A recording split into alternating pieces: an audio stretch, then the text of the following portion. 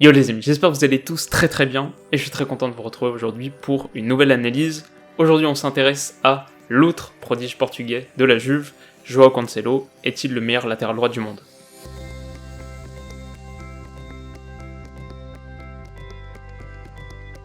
Alors petit retour sur son parcours. Cancelo, génération 94, a fait ses premiers pas à Barrense, le club local de sa ville natale, Barreiro, avant de rallier Benfica à l'adolescence. Mais s'il impressionne en catégorie de jeunes et devient vite un pilier de l'équipe réserve, son temps de jeu chez Léa reste limité. À 20 ans, il est prêté à Valence, où il gagne progressivement la confiance de Nuno Espirito Santo, puis est définitivement transféré un an plus tard, Benfica en poche 15 millions d'euros. Cancelo brillera sous le management du Portugais, qui prône un football vertical et met l'accent sur les transitions, avant de sombrer progressivement, à l'image d'un club à l'agonie. Entre novembre 2015 et juin 2017, 6 entraîneurs se succèdent à la tête de Valenciennes, désespérés. Alors aujourd'hui ça va beaucoup mieux, Marcelino a remis de l'ordre dans tout ça, et c'est un vrai bon coach, mais il a fait que croiser Cancelo, qui, en juillet 2017 donc, et en échange de Kondogbia et Murillo, qui font le chemin inverse, est prêté à l'Inter. Le Portugais livre une saison de haut rang, enchante San Siro et est même élu meilleur défenseur droit de Serie A, mais les Nerazzurri se mordent les doigts. Trop démunis, ils ne lèvent pas l'option d'achat fixée par Valence. La Juve, elle, bondit sur l'occasion et s'offre un joyau, 40 millions.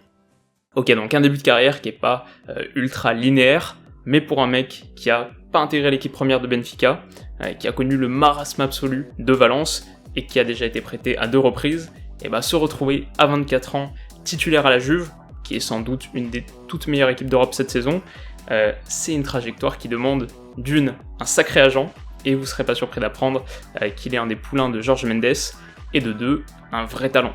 Alors aujourd'hui, et parce que son nom est sur toutes les lèvres, qu'est-ce qui fait de Cancelo une des révélations du football européen? En quelques mots, il est l'illustration saillante du latéral moderne. Très porté sur l'offensive, il ménage pas ses efforts et dévale le long de son couloir, qui peut être le droit, son côté de prédilection, ou le gauche, qu'il occupe aussi régulièrement, parfois via des permutations en pleine rencontre, comme face à l'Inter en décembre, et depuis lequel il peut distiller des centres plongeants, rentrants et toujours très précis. Voilà, il a un superbe pied droit, évidemment, et il en manie toutes les surfaces, mais ne s'y limite pas, et son gauche est respectable. Au-delà de sa vitesse fulgurante, qui fait de lui un des joueurs les plus rapides de Serie A, son principal atout c'est sans doute une qualité de passe rare. Jeu court pour trouver un intervalle axial, distribution intermédiaire dans la course en profondeur d'un partenaire, passe longue, enfin, avec tout un arsenal de centres décisifs, il tire aussi les corners quand Pjanic est sorti. Enfin, Cancelo est très doué pour éliminer, et si sa technique n'est pas en reste, il a quelques tours dans son sac, il dribble surtout comme un pur latéral. Direct, rapide, simple, quelques changements de direction, mais pas de fioriture. Il peut dévorer la ligne, mais est aussi prompt à se réaxer et infiltrer les half space, souvent via du jeu en remise. Avec un poil plus d'expérience, un an de plus, et quelques clubs à son actif, et puis en évoluant quand même un étage au-dessus, et il me fait beaucoup penser à Ferland Mendy, version droitier, parce que c'est la même pureté dans le dribble, la même accélération folle, on va dire que c'est simple et très très efficace. Sur le plan défensif maintenant, la Juve peut inquiéter, lui offre pas vraiment la possibilité de démontrer toute l'étendue de son talent, mais il a quelques atouts à faire valoir. Un bon positionnement, beaucoup d'agressivité et une vraie facilité dans le tacle. À 24 ans, et c'est normal, il a toutefois quelques points faibles à gommer, son engagement est parfois mal contenu, et il a une fâcheuse tendance à concéder des fautes bêtes. Et puis surtout, et je dirais que c'est un peu le pendant du latéral moderne, très attiré par ce qui se passe devant lui, et souvent pas très grand, c'est qu'il est assez vulnérable sur les longs ballons en profondeur. Mauvaise gestion de l'espace dans son dos, pas top dans les duels aériens, c'est peut-être sa plus grande faille. Alors on compare régulièrement à Dani Alves, qui a porté le même maillot il y a pas longtemps, donc le parallèle vient facilement.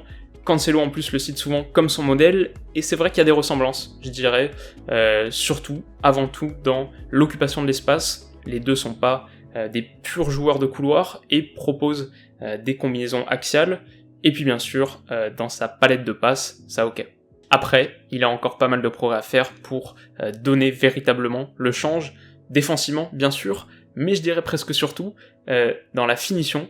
Voilà, Dani Alves, mine de rien, il a marqué quelques buts dans sa carrière, 3, 4, 5 par saison sur ses meilleures années à Séville et au Barça, Et si Cancelo a ouvert son compteur turinois contre la Lazio dimanche dernier, il a aussi révélé, quelques minutes plus tard, une vraie défaillance dans le dernier geste.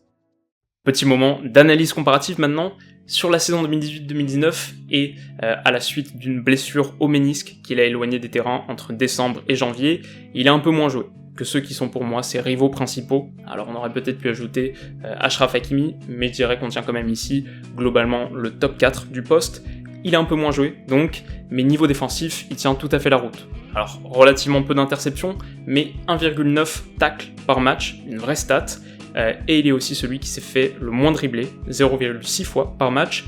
Sur le plan offensif maintenant, Kimmich devance largement ses concurrents au niveau des passes décisives notamment et des passes clés, mais il joue souvent milieu central, donc ça a son influence. En revanche, Cancelo est premier et de très loin en ce qui concerne les dribbles réussis et les tirs tentés, une preuve de plus de son net penchant offensif. Alors, Cancelo est-il le meilleur latéral droit du monde ? Et à l'heure actuelle et sur la forme du moment, je pense que oui. En tout cas, il a les qualités pour être le meilleur spécialiste du poste. Après, si je devais absolument prendre un joueur pour renforcer mon équipe, je pense que ce serait sûrement encore Kimmich, qui a un cerveau foot exceptionnel, qui est très fiable défensivement et encore plus polyvalent.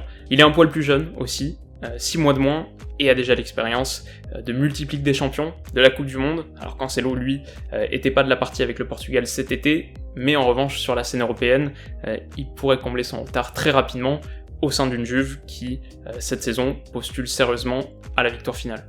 Quoi qu'il en soit, je dirais que après une vraie période creuse à ce poste, ça fait un petit moment maintenant qu'on a eu le repositionnement de Ramos, les retraites de Zambrotta, Lam, Zanetti, le déclin de Maicon ou Dani Alves, et aujourd'hui, entre Kimmich, Alexander-Arnold, Cancelo et quelques autres, il y a une vraie relève, c'est un beau présage pour un rôle latéral de plus en plus central de notre football moderne. Voilà les amis, c'est la fin de cette analyse et j'espère qu'elle vous a plu. Si c'est le cas, n'hésitez pas à mettre un petit pouce bleu, un petit like pour booster son référencement, comme vous le savez ça m'aide énormément. Et puis une petite question pour vous, qui est à votre avis le meilleur latéral gauche du monde ? Voilà, faites-moi savoir tout ça dans les commentaires et de notre côté on se retrouve dès demain soir bien sûr, pour notre débrief habituel du week-end de foot. Alors d'ici là, prenez soin de vous, passez une excellente soirée et on se dit à bientôt. Bisous.